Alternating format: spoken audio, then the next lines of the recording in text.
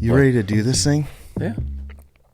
Yeah. Not really, but yeah. Not really? Yeah. Me neither. I'm never really. This is going to be a fun one. Okay. What's up, everybody? Welcome to another episode of the I'm Here For podcast with me and my friends. And I'm so excited about this podcast. Wherever you are in life, whatever life looks like, whether you're in a bad place right now or things have been going really good, we're here for it. Whether it's weird or crazy, we're here for it. That's what this podcast is all about. Real conversations with real people about real life. And I am so pumped for this one because this one's going to be fun. It's my great privilege and honor to introduce my friend, Curtis Artz. Welcome, man. Thanks. It's good to have you. It's good to be here. So for those of you that don't know Curtis, the thing Curtis is involved in all kinds of different things, but the thing I really want to drill in on, because we have is a unique friendship. I think so. The fact that you sit here on a podcast with me after so far. So, Curtis, you are one of the best soccer officials I know, certainly from the area. Thank you. And we've known each other for a long time on the soccer field. Mm-hmm. And then you start showing up to church, which is a very gracious thing of you. Should have never been there, right? Give you a card. Hey, I'm just here to give you a card today, buddy. Yeah, that would be, when people hear our story and our friendship and know a little bit about what you do and what I do and where you've been and where I've been, I often get that. He should just bring a card to church and hold it up at some point. At some point, yes. Dude, no, that's wrong. So we'll get into that a little bit, but man, you've had such an accomplished refereeing career in the game of soccer, mm-hmm. and not just in the county and the league, which is Schuylkill League that you and I have coached in, but you've taken it way past that into district level, state level, even doing state final games. How did you get started in officiating? I don't know that. Well, as much time as we've spent together on a field, I don't. Right. When Carissa was, I think she was 10, she signed up for youth soccer, so she played on a team for a year.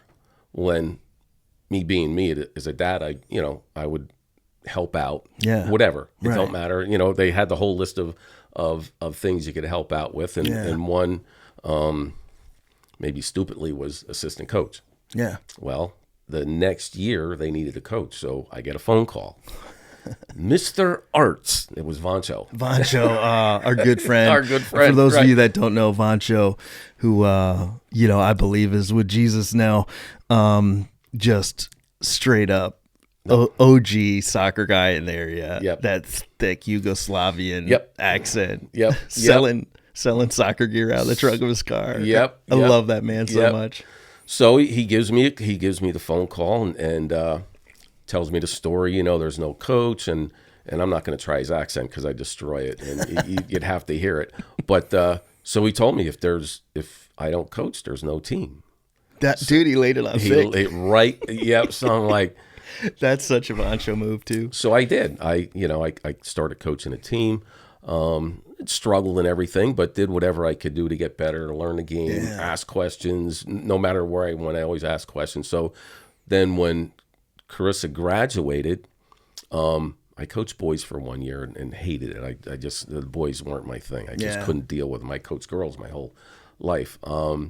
So then Jeff Gleam had asked me. Another great guy. Yeah, right. So he asked me he asked me years ago when I first started coaching if I wanted to be an official. I'm like, dude, I don't know anything about the game. You're not going to throw me. He's, no, you'll be okay. We'll take care of it.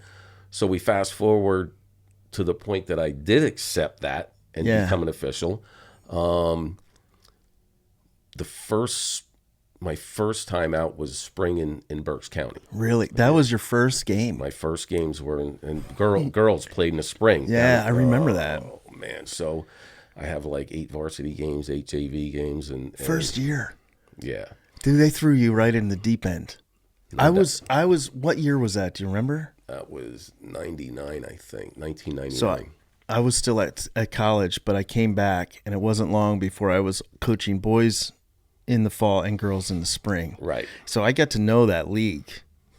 It was fun. Some of those coaches are brutal. Tell me about it. So then I come to the fall, and by rule, I wasn't supposed to have any varsity games. I mean, they had things set up so you weren't thrown in the fire. Right. Well, and I could still remember my third game into the season. Well, Jeff calls me. He said, "Hey, I got a game for you. You want to take it?" I'm like, "Yeah, I guess so. It don't matter to me. I don't care." He said, "It's going to be a tough one." He said, "It's Blue Mountain and East Stroudsburg boys." Third game of my soccer career, officiating. I'm down at Blue Mountain doing Blue Mountain East Stroudsburg. Yeah. And that wasn't fun. Rob ate me up. It was just, did he really? Oh my. And then they must have talked because the East Stroudsburg coach did the same thing. So I'm just out there doing the best I can. Yeah. But I got through the year and kind of enjoyed it and didn't have too many issues. Yeah. Other than, just people knowing it was my first year. So they were kind of eating me up. Yeah. That's an interesting first game to get, because East Stroudsburg coach and Rob at that period knew each other, had a lot of history, but it was that history where you're friends off the field, but it's intense on the field. Yes. And there was some like tension going on there way before, and I got middle of it. I got stuck. So the whole thing was I just learned early on. The first 2 years were brutal. From the coaches, fans. You ever feel like quitting during those first two? No, not really. How did you stick through all that? You just wanted to do it. Yeah. And just realize probably within the first year that I wasn't too bad. Yeah. Like physically I was able to keep up, which was a big part of it. And but then I got a little bit better. So I just stuck with it and worked hard, studied, became a student of the game, and got better. See, I think that's something that I love that I have observed in some really incredible people. So you do not just playing the game does not make you good at doing the other parts. Even some very successful athletes I know have played the game even at high levels, but that does not necessarily translate into coaching or officiating. Right. And I have people like you. I know my friend John Jacobs, who is the head coach at FAU. He had so many knee problems that by the time he got to college, he could hardly play anymore. Right. And I've known so many good coaches that didn't have it. You're, in my opinion, and I don't want to upset the rest of the league because I still help out with teams. And, I don't need to create any more controversy than I create on my own. You do a good job of that on your own, just being you. But in my opinion, I think, and there's other great officials, but I think you're the best that I have had ref games overall, putting game to game. Nobody's perfect, but like putting game to game, I'd prefer to have you at every one of the games that I'm at coaching or watching and my kids are playing in. And I think what's so interesting about that is like you were just a student. You loved it. You asked a lot of questions. Right. And you were a student, which took some humility. I had to. Yeah. I mean, I had to. I wonder if that's like the thing that really gets in the way from people becoming better at whatever they choose. Right. Just adopting that teachable. Here you are. You're an accomplished, successful man at that point in your life. You're starting something new, and you have humility enough to go, I'm just going to learn this, and I may take a beating, but it's worth it. So I'm just going to learn this. I'm going to ask a lot of questions, and I'm going to see where it takes me. Right. And it took you to doing state final games. I don't know if our listeners know, you have to be very well respected to get a state final game. They do not throw in people that they think are going to screw up. Right. They throw in people that they think are going to get everything right. And in soccer officiating, baseball umping, whatever, everybody's human. Everybody makes mistakes. So for somebody to go, this guy deserves a state final game, that's a highly respected choice. And all because you were just willing to be humble and learn. Right. And honestly, I always, my first couple of years, I always asked the coaches, hey, look, anything I'm doing, help me out. I'm okay. Yeah. Like you help me. I need help because I don't know what I'm doing. And one of the key ones was, because I remember when I first got my license, we were at a camp. I think it was a big kick camp down at Pine Grove. And I talked to Mark Wiley. Yeah. Like Another awesome dude. He probably has had more to do with me being where I am as a soccer official than any one person. Yeah. Like, just there's some amazing stories of games with Mark Wiley. But I asked him, I said, what do I need to do? What do you think is one of the biggest things that officials need to do to get better on a soccer field? And he said it's simple. He said, just stay up with play. He said, if you're available to the play and you make a call, I might disagree with it, but at least you're right there. And he said, the worst thing I see is officials being 50 yards behind the play and trying to make a call. And he said, so whatever you do, try and stay up with the play and we'll be okay. Now, not to say that he was always okay with me. Right. Because I remember there was a game, it was me and Jeff did it, Tamaqua and Pine Grove Boys. I'm the lead official, just a trail. Pine Grove player comes down with the ball. Tamaqua keeper goes over, they come together, right? So I blow the whistle, and I give the Tamaqua keeper a yellow card. Well, Jeff says it was outside the box. It should have been a red. I'm like, so then I go over to the sidelines and tell the coaches what happened. Well, Mark Wiley gave me the look. Oh, yeah. I'm like, he was pretty ticked off. So I struggled. Yeah. Got through the game. That's when Tamaqua was really good. Yeah. So after the game, I said to Jeff, I said, you know what? I said, I was scheduled for Pine Grove. My very next game, my very next assignment was with Pine Grove.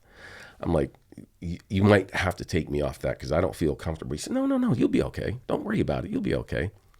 So I walk on the field down at Pine Grove and walking across, and Mark comes right over to me. Hey, I'm glad to see you here tonight. That's cool. Like, so for him to do that was just, he number one, my favorite coach of all of the coaches out there. Yeah. Love Mark. Oh, such a great man.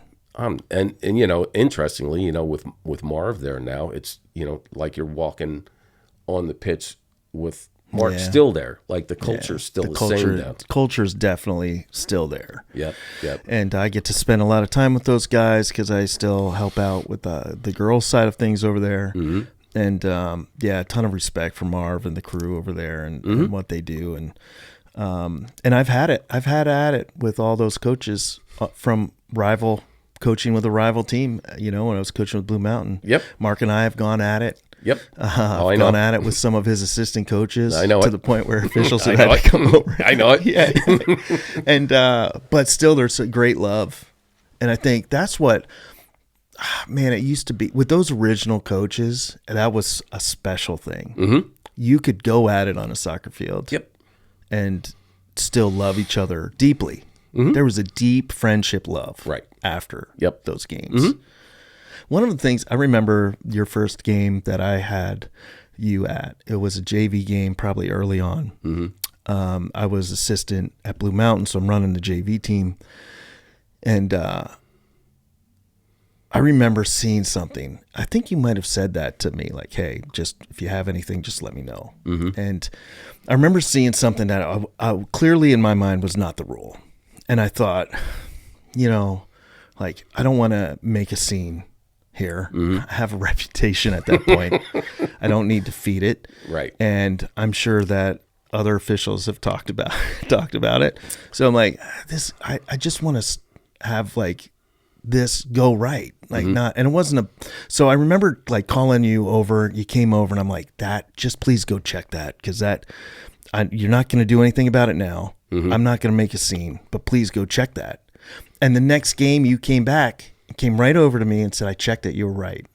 And I instantly thought, this guy's going to be great. And I have a ton of respect, like instant respect. Mm-hmm. And I think like, if you're staying up with the play, you're doing the best you can. one of my pet peeves is when a soccer official is the trail official and something happens right in front of the center official or the far official, and they're blowing the whistle from all the way back there. Yep. They better be saying, you didn't have the angle and I had the angle. Right. And that's not the first words out of their mouth. No. Like, Yeah. come on. Yeah, right. Which has to annoy other officials too. It doesn't go well when somebody's calling something right in front of you. But besides that point, I remember thinking, man, a ton of respect from you from that moment on, going like, all right, this guy is taking this seriously. This is not about his ego. This is about the kids and getting it right and creating a safe, fair pitch for everybody to play on. Right. Being consistent was one thing that I've always tried to be, game to game. It did not take you long to get really good at officiating. Well, interestingly, and that was another rule, you weren't supposed to be able to get a league final for 5 years. Well, the third year, they never did this. And I'm not bragging or making myself out to be something, but it's just the truth. The third year, they created a fourth official for a league final. I remember that. It was Blue Mountain Haven up at Shamokin. I remember that game. So do I. I was the fourth official trying to calm Voncho and Rob down, trying to keep them and it was bad. It was real bad. It wasn't. It was. I mean, just the aura of Shamokin itself. Oh yeah. Lends itself to just being an issue. But the point was they never ever had a fourth official and never had one since. But Jeff told me he wanted to get me the experience of being in a final moving forward. Yeah. Well, then my fourth year, I got my first league final. That's awesome. And my first district final. So, it advanced pretty quick, but again, I had a goal when I realized that I could do it pretty well, that my goal was to get a state final. That was my whole goal.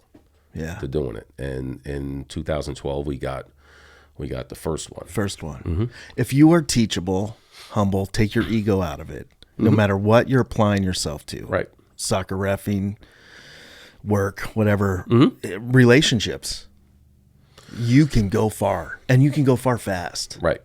And I think that's what I love about your trajectory in reffing. And, I would say probably, coaches talk. I'm sure officials talk. I'm sure I'm not. I've had times in my life where I'm not the most appreciated person. Right. I've gotten a lot calmer in the last few years. Not perfect. I'd admit that. But, you're very well respected. I remember that game because that game, this does not happen to me often. I got to be a peacemaker. I cannot get excited during this game. It was probably one of the worst sidelines, and I felt bad. And they loved each other, but they hated each other on the field. On the field, it was right. A league final. Blue Mountain kind of ruled the roost there. Yeah, and Haven got them. I don't know, once or twice. Yep. But it didn't matter whether it was Rob and Mark. It was the same thing. Yeah. Because then I ended up being that guy that did the Blue Mountain Pine Grove games and those games. You had the big games. I was in the games, to see it. And, but I think part of it though, with the respect again is with, early on, I realized that the best way for me to get through it good was develop relationships with the coaches. Yeah. Right. And we were told, by PIAA and some of the other rules interpreters that the coaches aren't your friends. So don't treat them like your friends. Really? They were adamant about this, that when you go to the field, they're not your enemy, but they're not your friends. Yeah. And I'm like, well, it's not going to work out too well because I've walked on the field with people that acted like that. Yeah. And as soon as they hit the pitch, it's just like, well, this game's not going to go well because, like I'm telling you, and there were games that, I'm not going to say the official's name, but I've only given one red card to a coach in all my years. It wasn't me. No. You've won it too a few times. Not really. I mean, you know, you learn how to deal with it. Like, Yeah. so everybody's going to say something. Yeah. So if you have the rabbit ears and it bothers you, then you're just not going to do well. Yeah. But if you just you know, blow Yeah. it off and let people say things and don't start the conversation. Yeah. You know, you just give it one of these and it usually It works. It works. It's just like no more. When you do that to me and you say the no more part, I usually No more. I don't want to say most of the time listen all the time, but I want to all the time listen when you go like that. Well, but just then you know there's a line now. Yeah. That if you cross And I'm it, like, all right, he heard me and he has enough, and that's good enough. Yep. And go ahead. So you're back. I had totally interrupted. The one red card you gave. You're telling that story. Yep. Was and I felt bad because honestly, he's probably my, and I don't want to, because I love all the coaches I get along with, and I don't really have a favorite, but Seth Shuey from Williams Valley. Yeah, he's a great guy. Is probably, for the players, is probably my favorite coach out of all coaches. Yeah. And he's the one I gave a red card to at Haven against Voncho. I hope Seth hears this. And I felt bad, and you know, and then he was okay with it and he understood it, but I, you know, what the problem was my partner was that partner. Yeah. That came onto the field like an Army general. Yeah. It doesn't. No relationship. Does not work. And the game went south. There was no consistency. It literally got out of hand. And it was our fault, me and him, because, well, once your partner makes a call, well, now you got to make the same call. Yeah. Yeah, you can't. Or not make the call. My partner wasn't making the calls. And so now we were stuck. Yeah. And by the end of the game, it's Williams Valley, Haven. When Williams Valley was doing well. It's a rivalry. Oh, my goodness. So, and it was at Haven, you know. But it's so disarming when you guys come. Even like you and a couple others in the league. I'm thinking of Jeff Gleam was like that. A couple others from back in the day that haven't done it in a while were, I think, more like that. There's a few of you now. I think it's Sam. Like, she's kind of like that. Even officials that I'm not real excited that they're there. Mm-hmm. You know, because everybody has their list of people that they prefer to show up to a game. Right. Yep. And but if they come and they're friendly, you know, they don't have to be my best guy, best friend. But if it's like friendly and we're having a conversation and chit chatting about stuff, right? It's disarming for sure. Mm-hmm. From my perspective as a coach, I'm going like, even if I know like this, I'm not going to appreciate a lot of how this game goes. Right. It definitely buys a lot of extra grace for me to go, well, you know, right. I don't need to jump on him about all of this. Yep. Mm-hmm. But that was the biggest thing for me, was just creating some relationship, good rapport with all the coaches. And I don't think for all the years and all the coaches, I can honestly say I never really had a problem with anybody that I could say I didn't want to show up on their field and do a game. Right.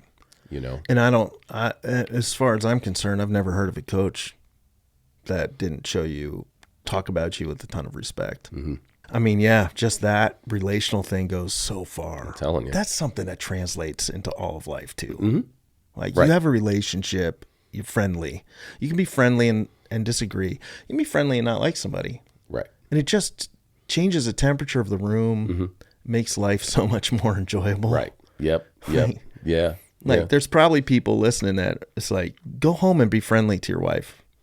You know? Like, instead of being cranky and a miserable son of a whatever gun. Right. You know? Yep. Even if you hate work, if you just go in and be friendly a little bit. Right. Instead of frowning, smile. Mm-hmm. Like, just smile more. Right. And things will start to go better for you. Mm-hmm. Yeah. Yep. So how many times have you carded me? Do you know? I don't know if I've ever carded you, to be honest with you. Really? I don't think so. Because for years it was the head coach got the card. Yeah, I think I had something to do with that too. Yeah, so you were this guy, and Rob was a quiet guy, and but they changed that. But no, I mean, again, that was the only one, and I don't think. Well, there was another one. There was another coach that didn't listen to the no more rule. Yeah. And he was the only. It wasn't really important game or anything. He got a card, but other than that, it was always, just no more. Yeah, we've gotten into it though. I think it's important for the audience to understand a few times that we are still friends. Oh yeah, You come to church and actually listen to me preach sometimes, but we have had some pretty heated moments on the soccer field. oh yeah. Most of the time, I'm embarrassed by them. Well, it's the heat of the moment thing, and I know. So how do you see that? How do you get to a place where you can offer me that grace? Like, what is that? Is that just who you are? Is that something intentional? Is that just your view of life? Here I am. I've had one. There's one video. My wife clipped it to show it to me just because she's like, probably need to be a little careful. And my kid, I was the guy I can't stand because usually I call coaches out if they're reacting differently when their kid's in. Right. My kid got kicked in the face as a goalkeeper. That was me. You were there. That was our. It did a lot of damage. Like, her teeth were loose for 2 weeks. No like kidding. her jaw was all jacked up. Right. But she's a super tough kid. So she was okay. But as a coach and a dad, all of a sudden that thing just fired me up. It came out. We're yelling at each other, back and forth across the field. Yep. You said no more or something. I was still super fired up. I gave you 2 thumbs up. And Jen is like, it looked like you just whipped him double birds. That's what everybody said. I'm like, oh. I'm like, you need to bury that video. That's what I was told. Hey, how the guy's a pastor and he flips you the bird. I said, no, man. He didn't. He gave me the 2 thumbs up. It wasn't. When I saw the video, I was like, because she told me, like, did you? I'm like, no. First of all, I would never do that to any official. Second of all, I love Curtis. I'm not in the moment, actually still in the moment. Like, right. I was super mad. I thought you should have saw that and called it different. But, and in retrospect, the girl was reckless, not intentional, right? She didn't try to do it intentionally.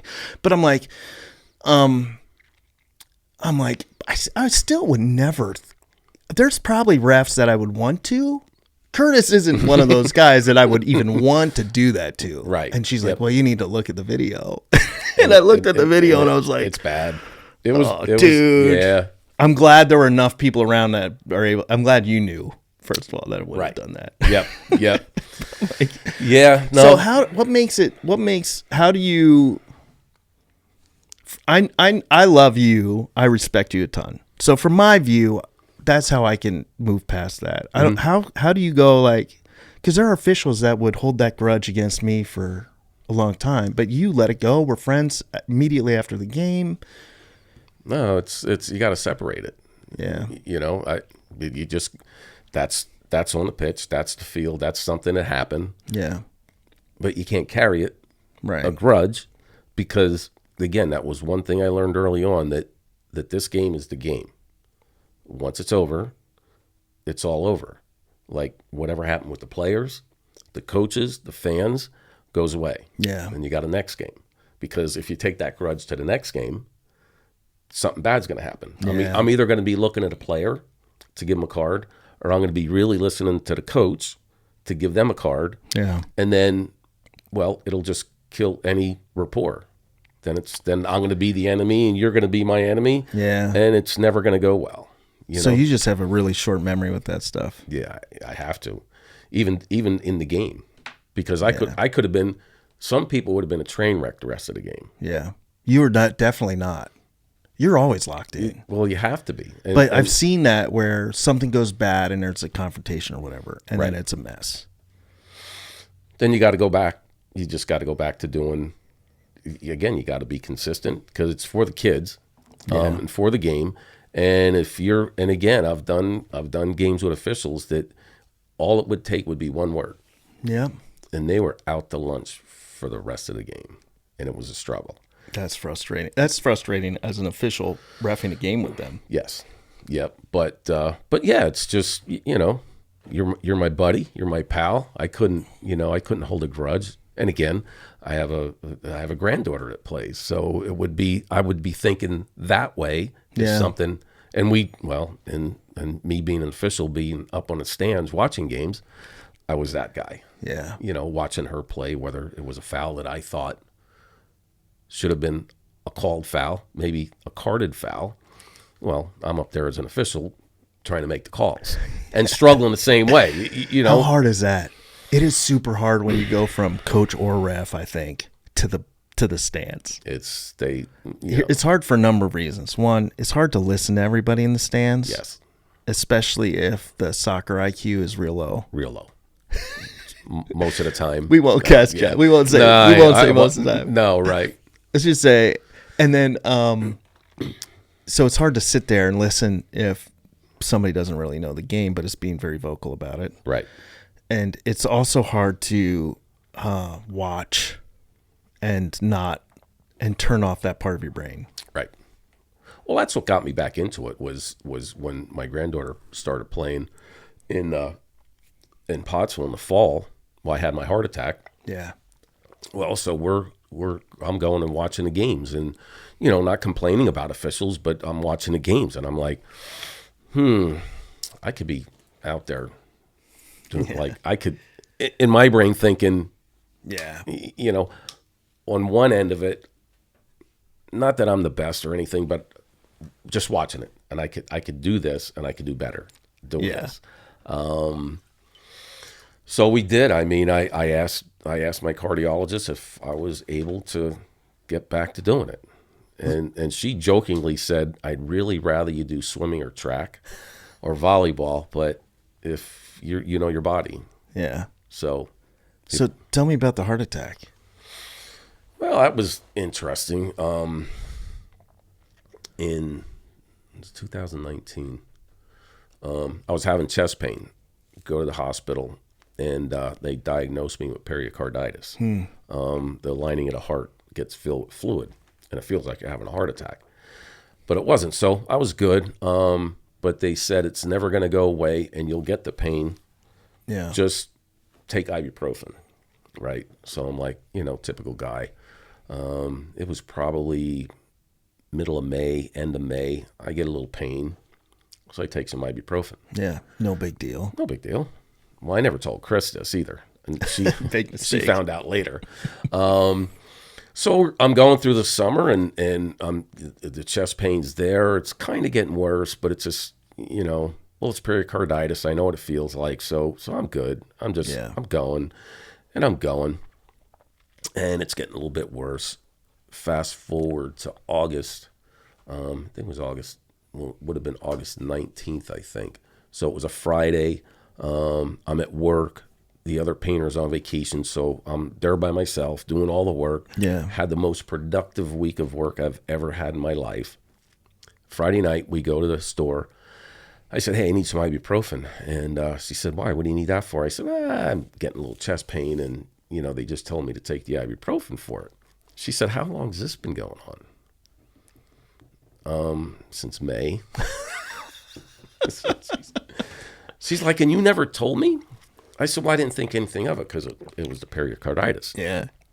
Well, I go to bed that night, wake up the next morning, and the pain was really bad. Like, it was, I knew there was something wrong. But typical guy, I get up, have my coffee, just sit down, read the Saturday paper. No big deal. So I did that, and probably 45 minutes or so, I woke Chris up. I said, "You got to take me to the hospital because there's something really, really wrong." So she takes me down to the hospital here, get me hooked up to everything, call my cardiologist. He was in Arizona, and gave her the test, all the test results. She said, "You got to get him to the hospital. He's having a heart attack." So they life flight me down to Bethlehem. They ended up having to put 2 stents in. Really? Yeah. So I wake up, and nurse is standing there leaning against the wall, and she said, "How do you feel?" I said, "It's amazing. I have zero pain. Like, there's nothing, no pain at all." She said, "Well, you're really lucky, because if you would have waited any longer, you probably would have died." Really? At 100% blockage. Are you serious? 100%. So anyway, I got the 2 stents put in, and then came home, ready to go back to work, took 2 weeks off, and go out, mow the lawn, and come back in. I took a nap. My grandson comes home, And I said, talked to him. I said, hey, we're going to make some pita sandwiches. And we went out, I was cutting the pita bread. And he said I pushed the knife over to him, and then I went down. Wow. That was the second one. And he called 911. Glad he was there. Nothing wrong with my wife being there too, but she was hysterical. So I don't. If my grandson wouldn't have been there, I don't know what Chris would have done. Just by being hysterical and seeing that. Yeah. I mean, I don't know what I would do. Right. If it was reversed. But he called 911, got them there, and I didn't have they couldn't find a pulse, so I didn't have a pulse. I don't know how long that went for. Right. Could have been. Well, it took him like 6 minutes to get to the house. So it was 6 minutes, and then it could have been 5 more minutes or 10 more minutes. Nobody really knows. So that was the other life flight. Wow. So then I was in the hospital for. So what was that one? What was the problem with that one? Just. I went into VTAC, an irregular heartbeat. Okay. And my heart shut down. Well, the one side shut down, and the other side was still kind of trying to go. Yeah. And then that's what they said. Finally, this side said, "No mas, we're done. Like I can't do this anymore." Yeah. And it's called VTAC. And then so Chris called Dominic and Bob at work to let them know what happened. And Dominic asked what was wrong, and she said he went into VTAC. Well, DJ that works there worked in I guess he was in the ER nurse or whatever. Okay. So he knew what it was. He said, I don't think he's going to make it. Like the percentage of people that go into VTAC in the hospital and survive is he said 13%.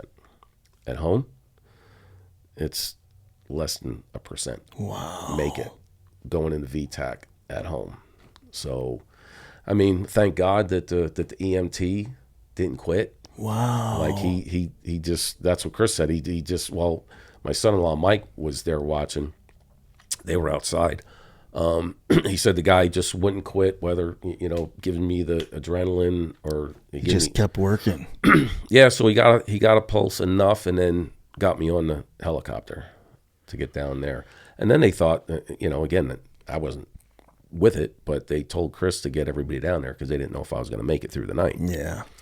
And then if I made it, they weren't sure how I was going to be. If there was any damage from any brain being damage, being dead because they weren't sure. So then that was Tuesday. I think they brought me out of it Thursday or Friday. Well, I'm not sure. And so they brought me out of it. Put a supercharger in for me, and here I am. You look super healthy.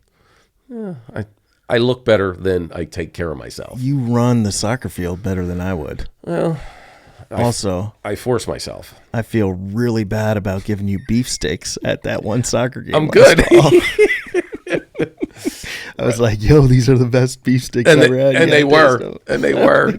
Oh, that's good. I don't follow the diet that I'm supposed to follow. It's you should, man, because that's what Chris tells me all the time. Yeah, we need you around for a while. Here's the deal, though. And I make fun of it because I'm on medication now. Yeah. But when I get my blood work, it's all good. Is it? Right? So this is my MO. The doctor tells me to keep doing whatever I'm doing. It's working. Hey. So cheeseburgers it is. French, I'm not going to say I don't eat bad because my diet just, I'd be lying. Yeah. I don't do that part of it well. Right. But you do the other part. You're in shape. You do everything. Well, I work hard. You know what I mean? I'm on my feet all day and that part of it, Has it changed? Did that change anything in your perspective on life? Not really. I don't think so. I mean, I'm thankful. Yeah. I'm thankful. Thank God that I could have been worse. Yeah. I mean, I could have been dead. Thank God for that paramedic or whatever. Like for my grandson to be there, and he was right on it. Like he got on his phone and boom, 911, heart attack, my age, the whole 9 yards. Yeah. Like he was, again, if he wouldn't have been there, I don't know what would have happened. I would say that Chris would have knew what to do. Yeah. You know what I mean? So Right. but he was there. Thank God they both were there. Right. You know? Because he took care of that, and then she was able to do what she needed to do. You know?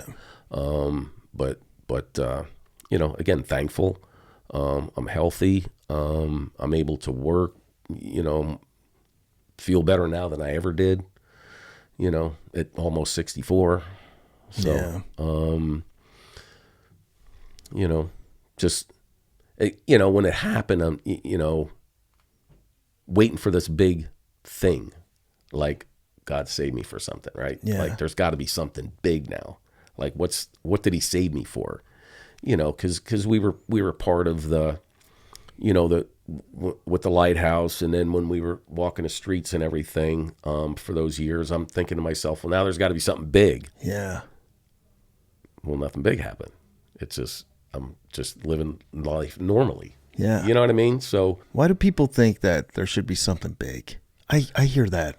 I mean, you know, I don't know. we share faith. Mm-hmm. You maybe not all of our listeners do, but God is a part of our worldview, our life, Right. whatever, important. And you know, you've been in my world, you know how this goes, right? So often people are like, what's the big thing? What's Right. the big thing? Mm-hmm. What do you think that's about?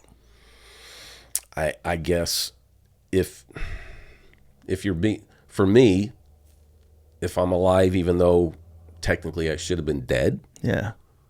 well, and then what? Like, Yeah. is just life going to be normal? Like, But isn't that like, I'm just thinking about that and hearing your story, and I'm like, you don't need nobody needs anything big to make it beautiful. no, right. Like, But- I'm like, man, the big thing is that we get whatever we get extra with you. Right, You know, like that's the big thing. right. Yep. I think sometimes it's like, and I do it too. You're like, we look out and we're like, well, maybe if I'm still here, there's got to be a big purpose. And then I'm like, what if God just wants you to have fun Right. and be an awesome husband, you know, and ref soccer games and help kids and You know, deal with ridiculous. What if like the big thing is just enjoying life? Right. Right. Yeah. And that's to me that's what it is. You know? Yeah. I mean, I guess we all want that ESPN moment. Right. 15 minutes of fame, whatever it is, like be something special or whatever. But I mean, for me, I guess it probably goes back to more when we were walking the streets for those years. You know, it was me and Storm and Chris, and there were a couple other people that did the heavy lifting over the years. But we decided to, on a Thursday night, just to walk the streets and pray. Pray over the streets, over the buildings. It might sound kind of weird saying that, but we did that for 4 years, I guess. And we just thought that I thought, and it probably was me being maybe egotistical or something, I thought there was something more then. Yeah. Again, what's next? Yeah. So we and we went through a bunch of stuff, bunch of ministry stuff, getting prepared to be maybe a pastor someday. Yeah, I or remember something. that. So we rented the Majestic Theater for the summer.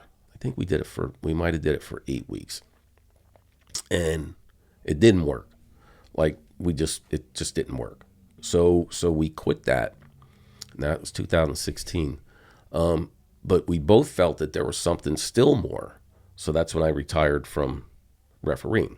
Okay. Because in 2016 we thought, well, I want to put more effort and time into this if there's something. We just thought that there was something going to happen. In January 1st, 2017, Chris woke up with vertigo. I remember that, man. That didn't go away for 3 months. And it was bad vertigo. It was bad. It wasn't just a little, like she literally couldn't move for 3 months. Yeah. So that just destroyed all of that because, I mean, we walked the streets. Well, now she can't walk. Yeah. So me and my humanness started to get pretty cynical about things. Yeah. Because of that. Because come on, I quit that to do something here. Now this happens. now what do we do with this? So it's kind of a downward spiral for some things. And that's like when people go, I'm trying to do everything I think God wants me to do. Yeah. And it's just getting worse. Right. It's getting harder. Right. And there is that part where we go, wait a second. Right. Like, God, I'm trying the best I can to do everything you want me to do. Right.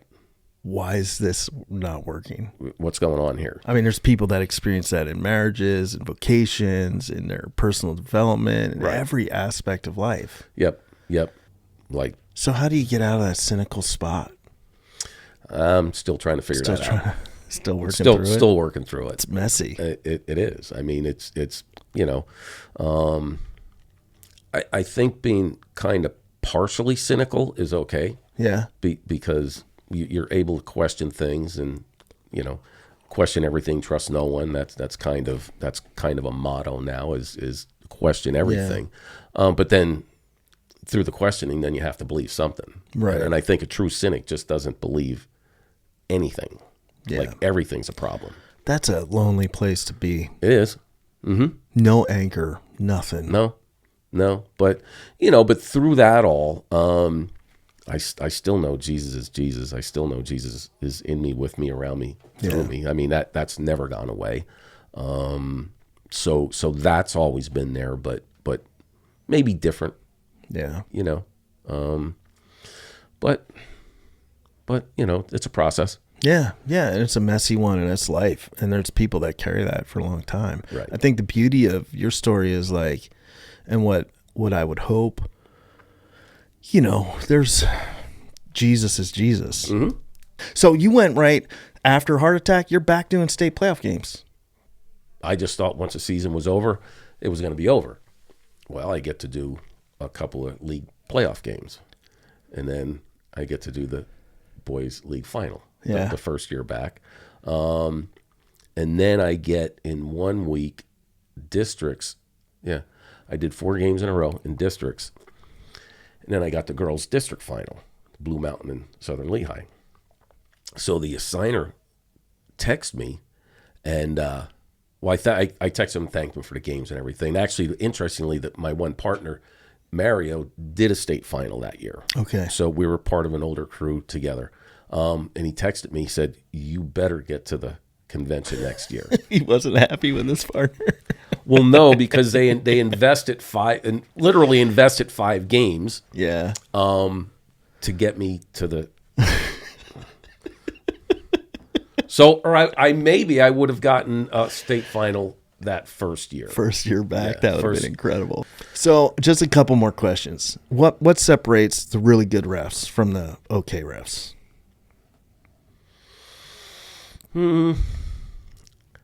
I guess it's, I think it's 2 things. You can tell the people that do it for the money. Yeah. Like as soon as you could tell a ref that's there for the money. Yeah. Like it's totally different.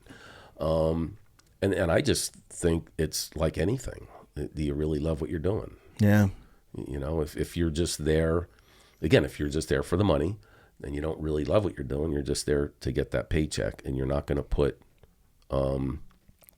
you're probably not going to put as much effort into getting better, because they're going to pay you no matter what you do. Yeah. And honestly, for me, I think what got me to my point is I just decided to do my best to be my best. Yeah. So it's do you want to be the best referee out there? And do you do it for the money? Yeah. Which totally changes everything. Oh, it does. If you want to be the best out there, you're going to set aside your ego and just learn and be the best you can be. Yeah.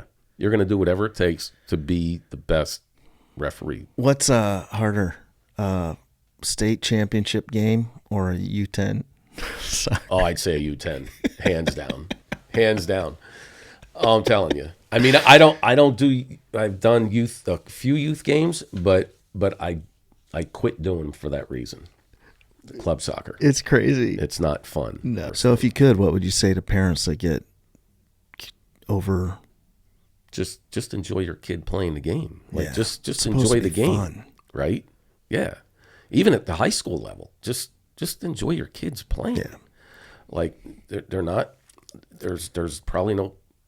Shouldn't say it this way, but there's probably no scholarships on the line.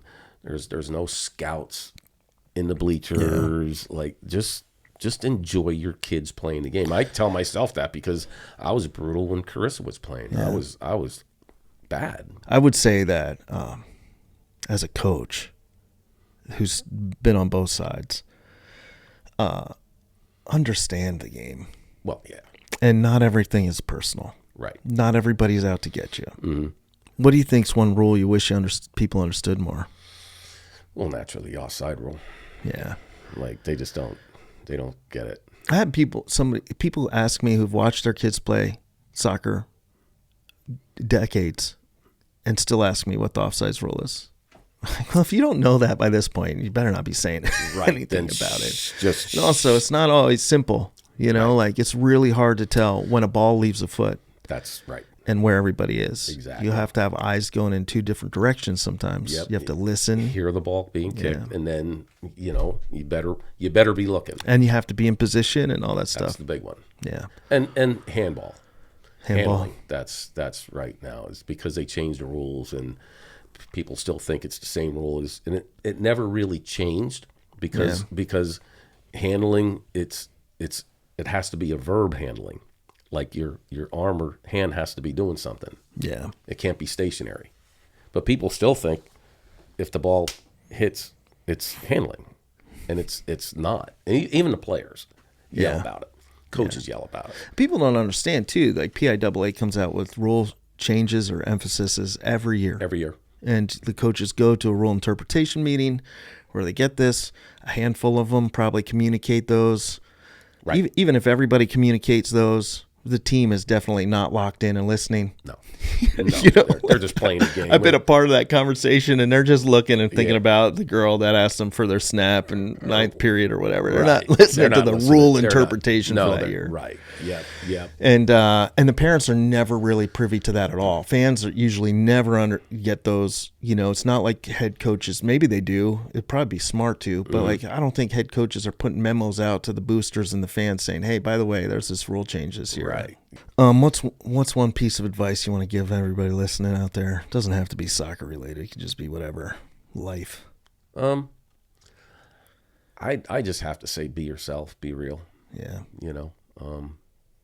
Don't try and be something or someone you're not. I love it. Just be yourself. Yeah. Mm-hmm. All right. Last thing. Let's rank best to worst or worst to best. I want to. You ready for this? We're gonna rank. Maybe I need to get a drink first. Maybe that water's not strong enough. Coaches, fan bases, and officials. I'm just kidding. I would never, ever do that. It'd be fun. We would do it, but not on the microphone. With the mics off, we could do that. Yeah, we could. Can you imagine if we put a podcast out that ranked the fan base your next season? We said, this fan base is the worst fan base, and this coach is the worst coach to deal with, and this official is the worst official. So anyway, man, thanks so much for being on here. It was a blast. Thanks for asking. This is one of the. They're all fun. Everybody listen to all the episodes, but this one I was really excited about. I wanted to get into this stuff too. I think it's so important too for people to know, you can disagree on stuff and still like each other and be friends and be friendly and I love seeing you. Right. That's the way it should be. Pull your ego out a little bit. Yep. Just understand people. Right. I thank you for understanding me, giving me the benefit of the doubt, not believing everything you heard. Just give me a chance. Right. Because we've developed a pretty cool friendship. Yeah. From that time. Sure. And I'm just super thankful for it. Yeah. And I'm excited. To see you on the pitch, and to watch you do your thing. And thanks, listeners, for checking out this episode of the I'm Here For It podcast. Again, whatever you got going on in your life, I'm here for it. Our guests are here for it. We're just regular people talking about regular things, and maybe you can learn something, maybe you can't, whatever. I hope you enjoyed your time here with us, and I can't wait to see you on the next episode. Thanks. Yep. That's it. Awesome. Thanks for tuning in to the I'm Here For It podcast. Just a quick reminder, the thoughts and opinions shared on this show are our own. They don't necessarily represent the thoughts and opinions of our employers, our places of business, our families, or maybe even people that don't want to be associated with us anymore. And honestly, sometimes we even question our own thoughts and opinions after these shows have aired. We're not doctors, therapists, lawyers, experts in anything except maybe overthinking things. Well, maybe some of our guests are some of those things, but for real, this podcast is not about offering you professional or therapeutic help. We're just here having fun. It's for entertainment purposes and maybe a little bit of education. Yeah, we hope it can make your life better and make you smile and encourage you a little bit. But seriously, this is more like a group chat that you didn't know you needed. So don't take anything too seriously from us without at least double checking it with someone who actually knows stuff. Stay kind, stay curious, and no matter how weird it gets, we're here for it.